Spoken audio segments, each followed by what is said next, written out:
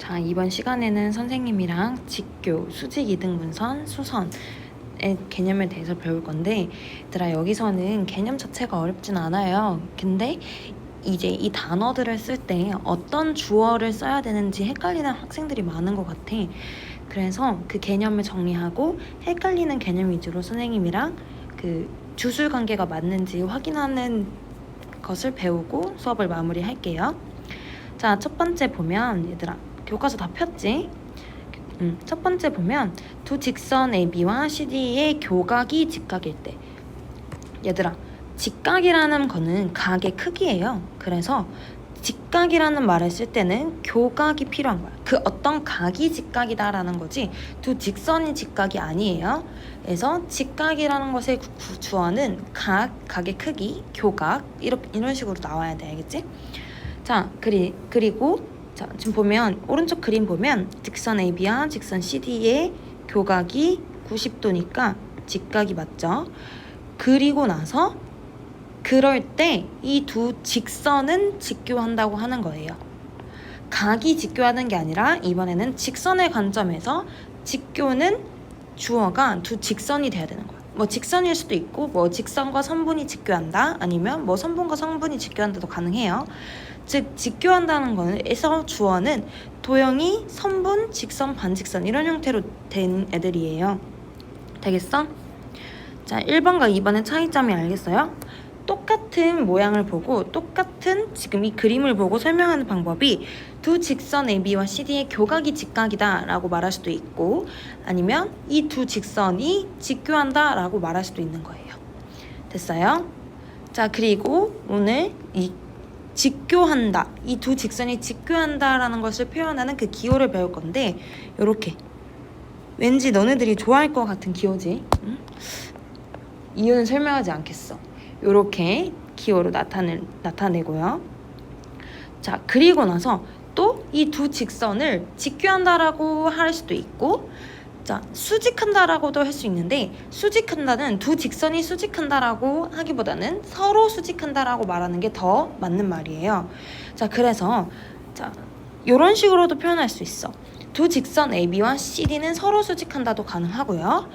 직선 AB는 직선 CD에 수직한다. 직선 CD는 직선 AB에 수직한다. 이런 식으로 표현할 수도 있어. 그리고 마지막으로 한 직선을 다른 직선의 수선이라고 한다. 얘들아, 직선 AB와 직선 CD는 수선이다가 아니라 한 직선, 어떤 직선이 다른 직선의 수선이다. 아니면 서로 수선이다. 이런 식으로 표현을 하는 거예요. 그래서 5번, 6번 보면 직선 AB는 직선 CD의 수선이다. 직선 CD는 직선 AB의 수선이다. 이렇게 표현하는 거예요. 자, 선생님이 왼쪽에 보면 그 관계를 정리를 해놨어. 그래서 직각이라는 것의 주어가 어떤 것이 나와야 되는지, 뭐 직교의 주어는, 그 다음에 수직, 수선의 주어는 어떤 식으로 표현이 돼야 되는지 좀 정확히 알아두는 게 중요해요. 자, 예를 들어서 이런 식으로 설명하는 거야. 두 직선이 직각이에요.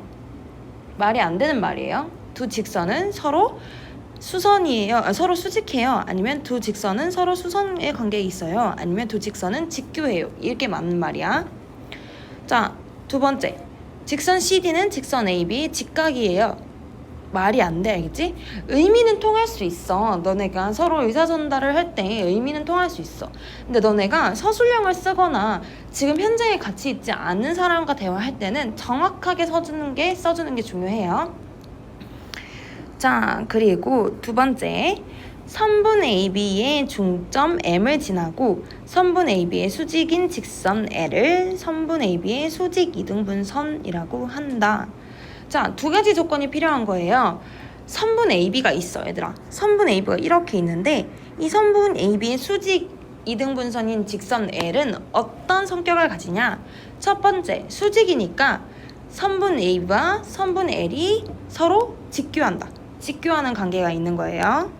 자, 첫 번째가 직교, 즉 교각이 90도인 거죠. 자, 두 번째, 그리고 직선 L은 선분 AB의 중점 M을 지나면 되는 거예요. 됐어? 두 가지 조건이 필요해요. 이게 2번으로 하고, 수직인 걸 2번으로 하고 1번을 중점을 지난다라고 할게요. 자, 자, 두 가지 조건을 반드시 만족해야 직선 L이 선분 AB의 수직 이등분선이라고 말할 수 있는 거예요. 자, 그래서 수직 이등분선이라고 하면 주어가 직선 L은 선분 AB의 수직 이등분선이라고 와야 되는 거고요. 선분 CD가 선분 AB의 수직 이등분선이다 라고는 보통 말을 안 해. 수직 이등분선을 만족하는 점은 선분 수직 이등분선에 있는 점은 무수히 많기 때문에 직선으로 한없이 뻗어나가요. 그래서 선분에서 그치지 않고 직선까지 나간다고 생각하면 돼. 즉 지금 직선 L은 언뜻 보면 선분 같기도 하지만 쭉 뻗어나가는 거기 때문에 직선 L이라고 표현을 해야 돼요.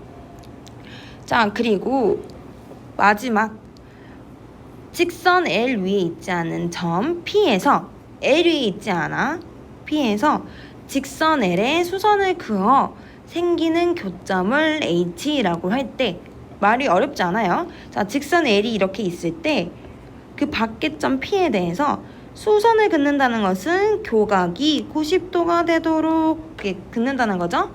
그때 생기는 교점이 H. 이 점 H를 점 P에서 직선 L에 내린 수선의 발이라고 하는 거예요. 자, 그러면 얘들아, 수직 이등분선은 어떤 선분이 있어야 돼. 어떤 선분 AB의 수직 이등분선, 어떤 선분 CD의 수직 이등분선, 이렇게 나와야 수직 이등분선이 정의가 되는 거야. 이제 우리가 수직 이등분선이라는 말을 할 수 있는 거야. 마찬가지로 수선의 발이라는 걸 말하려면 두 가지가 필요한데요. 그 직선, 우선 직선 하나가 필요하고, 직선 L처럼 직선 하나가 필요하고, 이 직선 L 위에 있지 않은 다른 점, P와 같은 이 점 두 개가 필요해. 두 개가 있어야 우리가 수선의 발이라는 말을 할 수 있는 거야. 이해됐니? 그래서 만약에 점 H는 직선 L에 내린 수선의 발, 말이 안 돼. 점 H는 직선 L 위에 있지 않은 다른 P점에 대해서 점 P에서 직선 L에 내린 수선의 발인 거예요. 됐어요? 자, 그리고 얘들아, 오늘 개념이 쉬운데 정확하게 아는 게 되게 중요해. 그래서 선생님 말이 지금 좀 빠르고 이해가 느리면 멈췄다가 조금씩 끊어서 듣는 것도 되게 좋을 것 같아. 자, 그리고 마지막으로, 그래서 얘들아, 수선의 판을 딱 그었어요. H라는 점을 딱 찍었어. 그랬을 때 선분 pH가 생기죠. 이 선분 pH는 이 L에 있지 않은 점 P에서 L에 엄청 많은 선분을 그을 수 있잖아. 그중 pH, 즉 수선의 발과 P를 이은 이 선분이 가장 짧아요. 그리고 이 선분 pH 길이를 P와 직선 L 사이의 거리라고 해요. 자, 얘들아, 우리가 거리라는 거를 정리를 많이 했어요. 우리가 지난 시간에는 어떤 걸 정리했어? 두 점 AB가 있을 때 두 점 AB 사이의 거리를 우리는 가장 짧은 거리인 선분 거리를 보고 두 점 AB 사이의 거리를 정리했죠. 자, 물론 이런 길이도 있고 이런 길이도 있겠지만 가장 짧은 길이를 거리라고 정리를 했어요. 그러면 오늘은 어떤 점과 어떤 직선 사이의 거리를 정리할 때는 가장 짧은 거리죠. 수선의 발을 내렸을 때 L의 수선의 발을 찍었을 때 생기는 선분의 길이가 가장 짧으니까 그 짧은 거리를 P와 L 사이의 거리라고 하는 거야. 자, 그럼 얘들아, 이 개념은 점점 확정돼. 지금 안 하겠지만 점과 평면 사이의 거리를 생각할 수도 있고요.